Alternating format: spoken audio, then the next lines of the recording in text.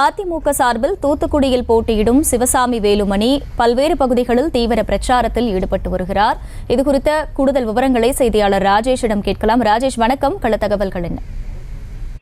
வணக்கம். தூத்துக்குடி வேட்பாளர் சிவசாமி வேலுமணி தீவிர பிரச்சாரத்தில் ஈடுபட்டு வருகின்றார்.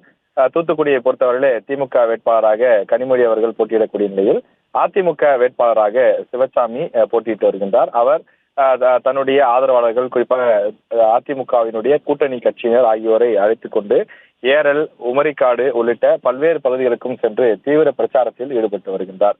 இரட்டை இலை சின்னத்திற்கு ஆதரவு தர வேண்டும் எனவும், வெள்ளத்தால் பாதிக்கப்பட்ட பகுதிகளில் இருந்து இன்னும் பல பகுதிகளில் மக்கள் மீளாமல் இன்னும் அந்த பாதிப்புகள் இருப்பதாகவும், தன்னை இந்த தொகுதியினுடைய எம்பியாக தேர்வு செய்தால் தான் மிகச்சிறந்த அந்த மக்களுடைய முன்னேற்றத்திற்காகவும், குறிப்பாக வியாபாரிகள், விவசாயிகள் ஆகியோருடைய முன்னேற்றத்திற்காக நான் பாடுபடுவேன். இது போன்று வெள்ள தடுப்பு நடவடிக்கைகள், முன்னெச்சரிக்கை நடவடிக்கைகளை நான் மேற்கொள்வேன். இதற்கான தடுப்பணைகள், அந்த ஏரி கரைகள் போன்றவற்றையெல்லாம் பலப்படுத்துவது, இவற்றையெல்லாம் மிக சிறப்பாக செய்வேன் என வாக்குறுதிகளை கொடுத்து தொடர்ந்து தீவிர பிரச்சாரத்தில் ஈடுபட்டு வருகிறார்.